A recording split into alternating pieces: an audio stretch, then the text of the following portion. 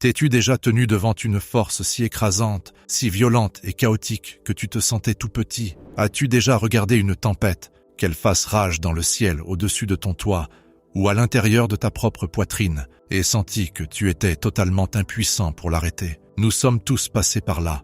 Nous avons tous tremblé alors que les vents de la vie hurlaient contre les fenêtres de nos âmes, menaçant de briser la vitre et de déchirer notre maison. Nous regardons le tonnerre, nous regardons le diagnostic, nous regardons la relation brisée ou la montagne de dettes et nous nous disons « Je ne suis rien, cette tempête est tout ». Mais, et si je te disais que les lois physiques de cet univers ne sont pas les lois suprêmes? Et si je te disais qu'il existe une autorité spirituelle, un pouvoir donné aux âmes les plus petites et les plus humbles qui peut commander au vent de cesser et à la foudre de retenir son feu? Et si tu possédais une arme si puissante que même les anges de la destruction sont forcés de baisser leurs épées lorsqu'ils t'entendent l'utiliser? Ce n'est pas un conte de fées, c'est la réalité documentée de Sainte Marie Faustine Kowalska. Dans son petit journal, plus précisément dans l'entrée 1731, elle consigne un moment où la fureur de la nature s'est heurtée à la puissance de la miséricorde divine. Elle s'est dressée contre une terrible tempête, non pas avec un abri de pierre, mais avec un abri de prière. Elle a empêché le ciel de s'effondrer avec un murmure. Aujourd'hui, nous allons traverser la tempête avec elle. Nous allons découvrir comment elle a arrêté un ouragan de destruction avec seulement 5 mots de confiance et comment tu peux utiliser ce même pouvoir pour faire taire les tempêtes dans ta propre vie.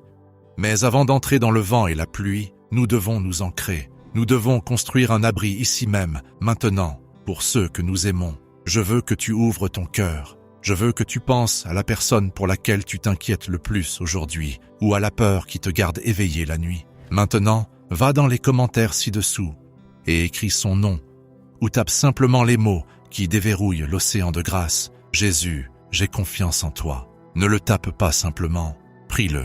Que ce soit ton premier acte d'abandon, que ce soit le piquet que tu plantes dans le sol pour dire « la tempête s'arrête ici ».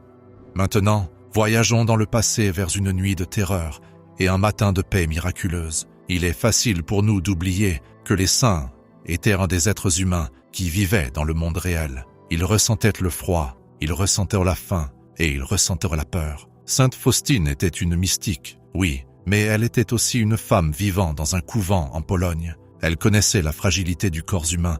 L'événement que nous examinons a eu lieu en mai. Les tempêtes de printemps dans cette partie du monde peuvent être soudaines et vicieuses. Imagine la scène.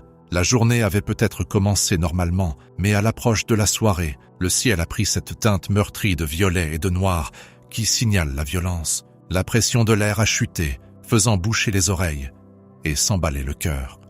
Faustine rapporte qu'une terrible tempête a commencé à faire rage. Ce n'était pas juste de la pluie, c'était un bombardement céleste. Le vent ne soufflait pas simplement, il hurlait, un cri démoniaque déchirant les arbres.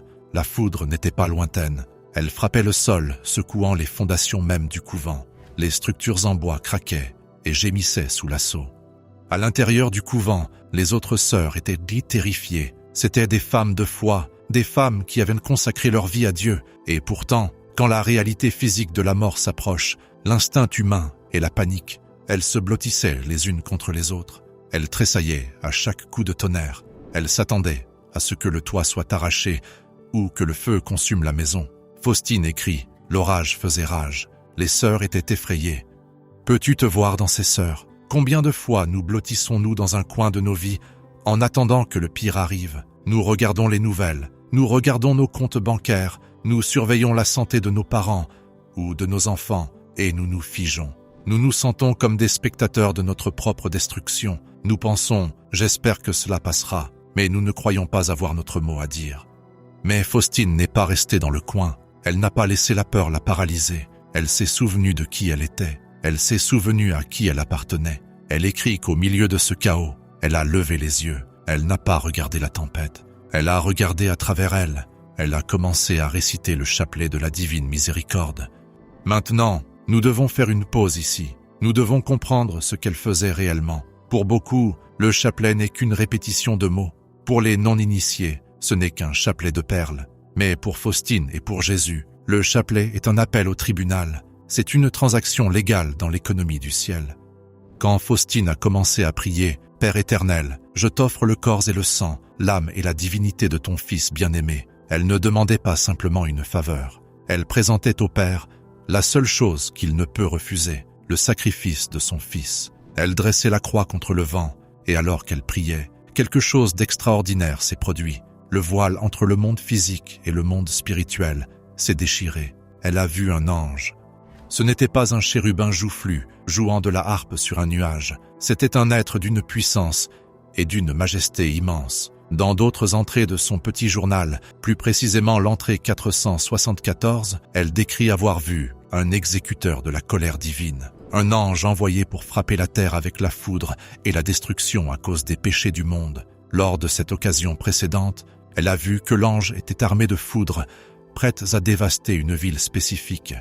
Dans cette tempête, lors de la tempête de l'entrée 1731, elle entend la voix de l'esprit de la tempête, alors qu'elle chante les mots « Par sa douloureuse passion, sois miséricordieux pour nous et pour le monde entier ». Elle réalise que sa prière agit comme une barrière physique. C'est un bouclier de lumière que les ténèbres ne peuvent pénétrer. Elle entend l'ange prononcer ces mots « Je ne peux pas accomplir ma mission ».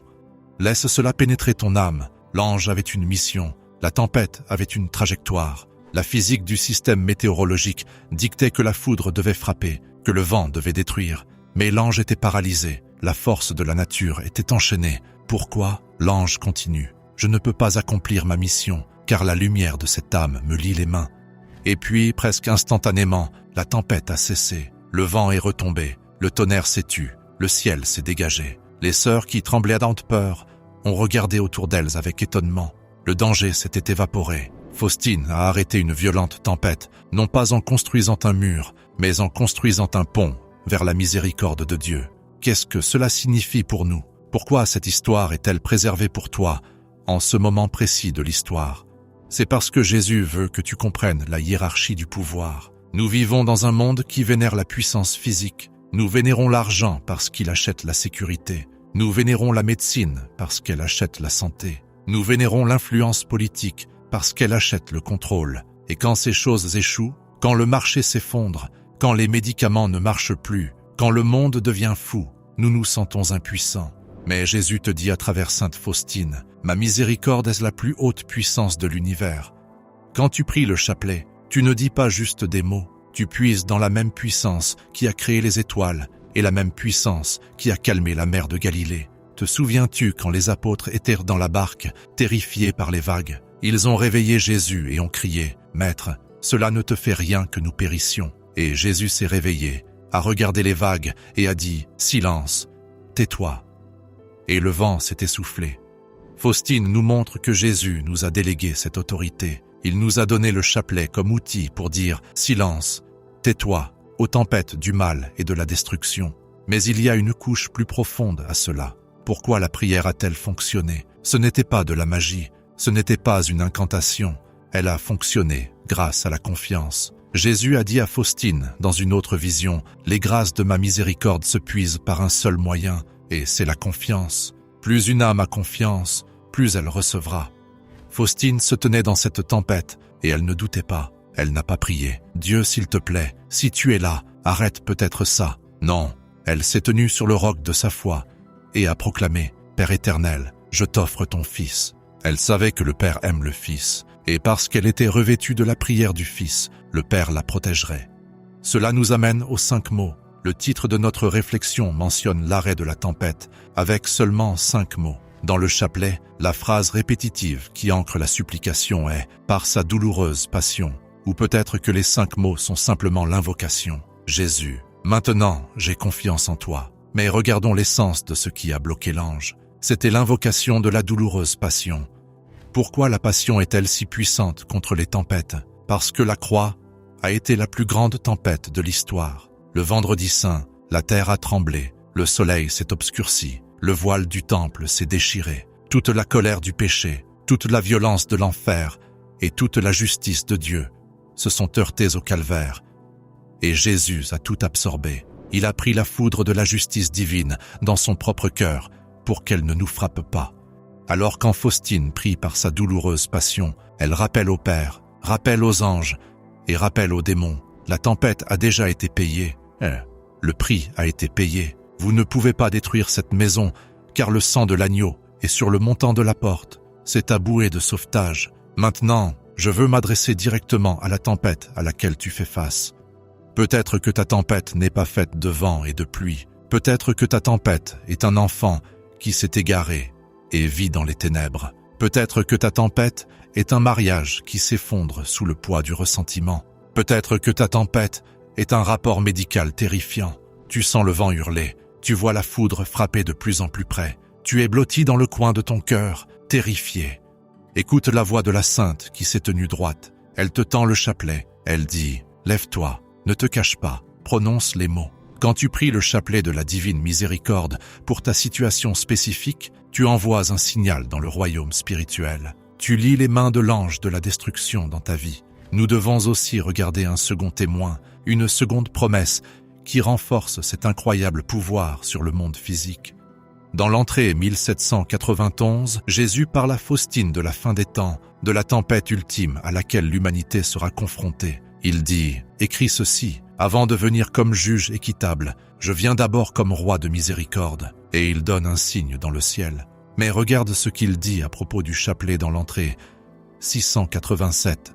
« Dis sans cesse le chapelet que je t'ai enseigné. Quiconque le récitera recevra une grande miséricorde à l'heure de la mort. Les prêtres le recommanderont aux pécheurs comme leur dernier espoir de salut. Même s'il y avait un pécheur le plus endurci, s'il récitait ce chapelet une seule fois, il recevrait la grâce de mon infinie miséricorde, une seule fois. » Tout comme la tempête s'est arrêtée instantanément pour Faustine, la tempête du péché peut s'arrêter instantanément pour une âme.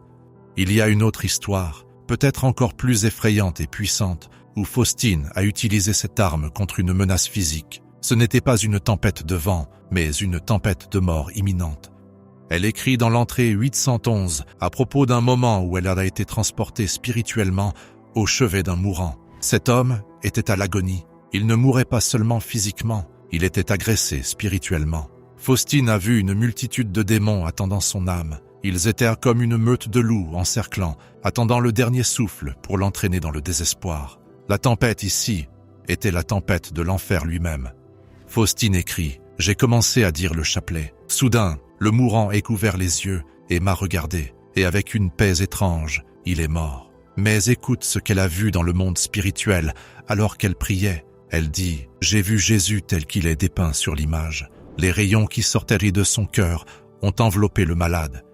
Et les puissances des ténèbres ont fui, paniquées. Les puissances des ténèbres ont fui, paniquées. » Tout comme la tempête dans le ciel n'a pas pu accomplir sa mission, les démons n'ont pas pu accomplir la leur. Le chapelet a créé une zone de sécurité, un sanctuaire de lumière que rien de maléfique ne pouvait toucher. C'est la promesse à laquelle je veux que tu te raccroches aujourd'hui. Le chapelet n'est pas une prière passive. C'est un engagement actif de combat spirituel. C'est un exorcisme de la peur. Alors, comment appliquons-nous cela? Comment vivons-nous comme Sainte Faustine au milieu de nos ouragans modernes? Premièrement, reconnais la tempête. Arrête de faire semblant de ne pas avoir peur. Reconnais la peur. Mets-la en lumière. Dis à Jésus, « Seigneur, je suis terrifié par cette situation financière. Je suis terrifié par cette solitude. » Deuxièmement, lève-toi.